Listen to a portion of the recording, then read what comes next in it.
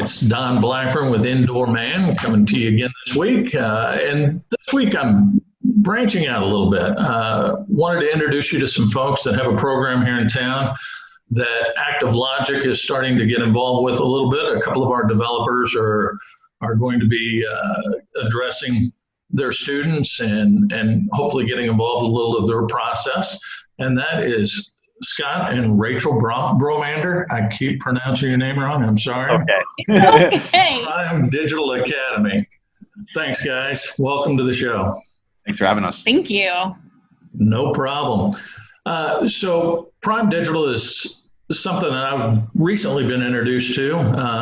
Was really impressed with your program and how you go about the training and so forth. Why don't you tell the folks a little bit about your program and what you all do?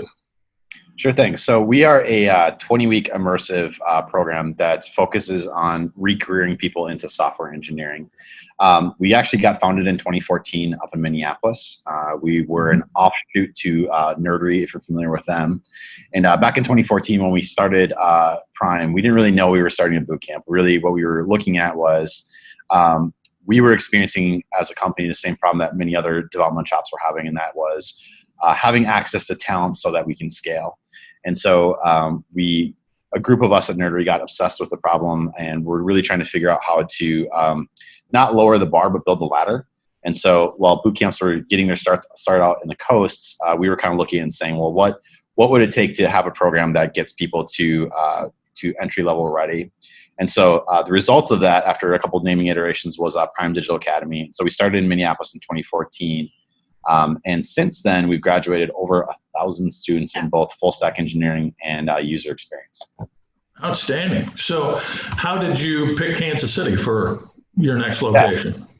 That's a fun story. So at about 2017, Rachel and I actually left Minneapolis and headed out to Phoenix for a little bit of a break.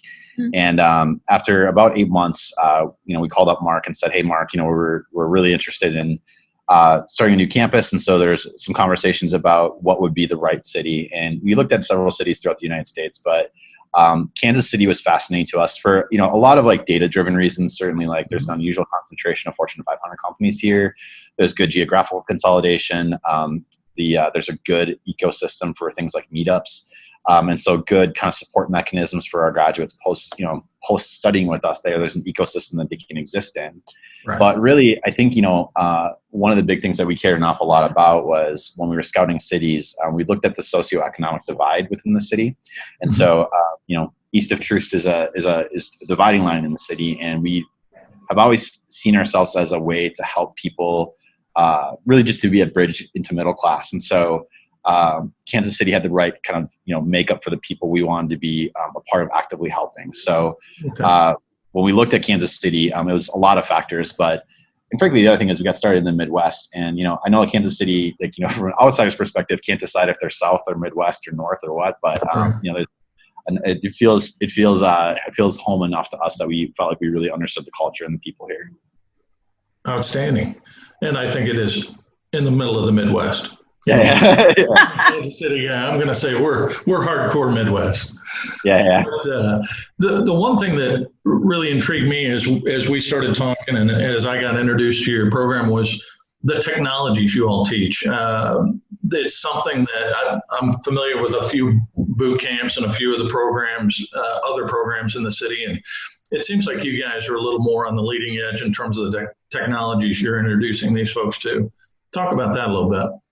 Yeah, sure thing. And I'll let Rachel talk to the business side here in just a second. But I think one of the things that makes us very unique is that we weren't an education company looking to get into technology. We're a technology company looking to get into education. Right. And I think that having that technology first mindset really helped. And so prior to this, I was a software engineer for Nerdery, but I also taught college for a number of years on the side. And so I had been a professional trainer for Best Buy Corporation for some time as well too. And so, I had a significant enough experience in education, kind of like teaching college at night, but also had the technical expertise to talk to relevant experience. And so one of the things we knew early on was that we wanted to see is that, so many companies are looking for not just like the technological, stuff that's currently relevant in terms of technology, but also just like industry expertise. And so it's not just understanding how to write code, but writing in a situation where like businesses write code. So like understanding things like a scope of work and client intake meetings and the relationship with project management and UX and QA. And so for us, it's not just the technology, but it's the whole like the whole discipline of being a software engineer. And I think because we came from industry, that really helped us understand that from the onset. And Rachel, do you want to talk a little bit about the relationships we have? Yeah. So one of the things that I do is, and obviously reached out to you guys and was really excited to connect, is we really try to make sure that we bring in guest speakers from the tech industry that are local, because obviously we want our grads to be working in the local community and improving it. So we want to reach out to find out, would you be interested in guest speaking? We find our mentors as from a local standpoint. I think everybody has heard the phrase, be who you needed. And these guys need someone to help mentor them as they get into the workforce. So we really try and find that in a local setting.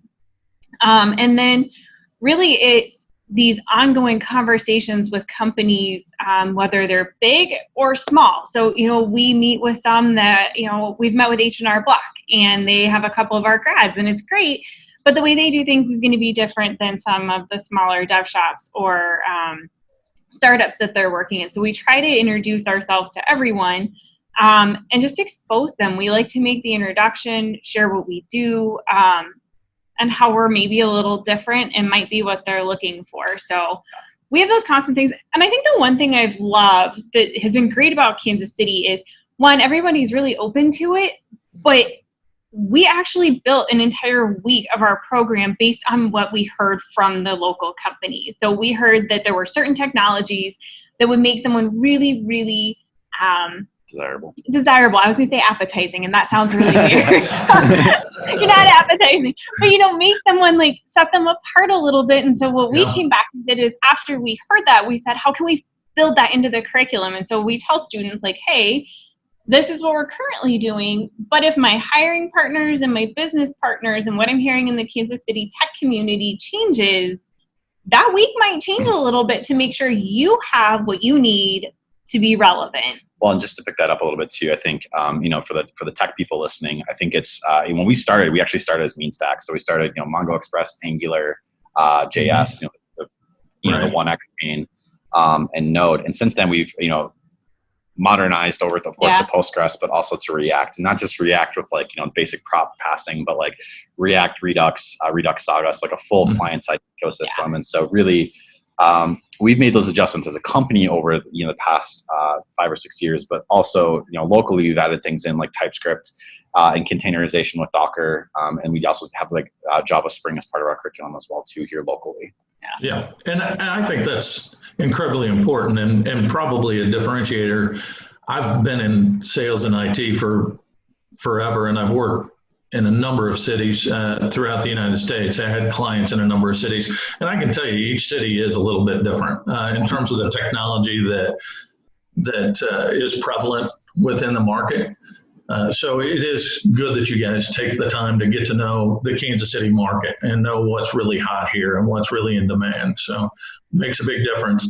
Then the other thing that was also interesting to me was that you do pro bono work within so you take on projects, which isn't necessarily unique, but you take on projects in a different way to introduce your students to. Is that correct? Yeah. So basically, as having taught higher ed, there's this concept of a capstone, which is typically how people would finish off their study with some project. And for us, the concept is a capstone, but it's not a capstone of a textbook. We actually work really hard to connect with local nonprofits and really figure out if they have business needs, because nonprofits typically can benefit from the custom development software, but they can't afford the $50,000 to $100,000 price tag that comes with that. And so, currently we're partnered with Big Brothers and Big Sisters Kansas City, Wayside Waves, and after the harvest, and we're building some custom software for them right now. And really, everybody benefits, right? So obviously, it's good for the students because they have a real client with a real problem that we really solve and really deploy. Nonprofits benefit because they get free work and getting a solution built for a problem that they're experiencing. And so it's a win-win-win across the board. It's outstanding. And I'm particularly into dogs, so Wayside Waves. That's an awesome one. I'm very excited. I love them. Been involved in Big Brothers Big Sisters in the past too. That's a tremendous organization. Absolutely. As a final question, talk about your process for selecting students, because it's not just anybody that's got a big bank account can sign up and get in. You're pretty selective on who you take into the program, correct? Yep. We are. So our typical application takes anywhere from 8 to 10 hours. And what we do is, we look at a couple different aspects. There's a logic challenge. So it's kind of similar to like, if this, then how do you get to here? And what would that answer be? And it's just to see how you think. It's really helpful for us because we can see what part of the program or what technology you might struggle with a little bit. So it's a good indicator for us. We do a questionnaire and we ask that someone write, 4 or 5 sentences, talk about yourself and why you want to do this. There's a ton of options out there. Sometimes you'll hear people who are like, I want to make a ton of money. And it's like, that's fabulous. There are a ton of ways to do it. Right. But if that's your only goal is to contribute to your bank account and not the community and who's out there, we probably won't be the best fit for you. Right. And then, we ask that someone do some coding. We give you all the tools, we give you the resources, we have videos, we're available to answer questions, but we ask that you put your resume in HTML and CSS and then post it on GitHub. That way you get some familiarity with it. And honestly, see if you like it, because if you come into me and you say, hey, I hated your application process, that resume thing was awful, I'm going to be a little worried that you may not really like software engineering, that you like the idea of it, but the actual problem solving, hitting a roadblock, figuring that out, it's all red until it lights up green. Awesome. If you like that, that's the kind of person we want. Gotcha. And then we wrap up with about a 60 to 90 minute behavioral interview, because what we want to do is when you come in and talk to us, for all the people we've hired or interviewed, can I see you sitting across from me, given the tools that we have and some of the shaping that we do I think you can get a job? And are you going to be good in the classroom? We fill the classroom with people who want to be there, who this is their passion. And if you're not passionate about it and it's going to bring the classroom down or the group down and maybe not be a good fit, we do our due diligence to ensure that we're not just taking your money. We are delivering a result. We don't guarantee placement, but it's so incredibly important. And we joke, but the whole joke is once you're prime for life. You continue to get support. I have students who have graduated 5 years ago that still come back and they're like, hey, I'm applying for a new job. Can you help me with my resume? For sure. So. And ultimately, that process is really in place because the experience is intense. It is a 20-week program.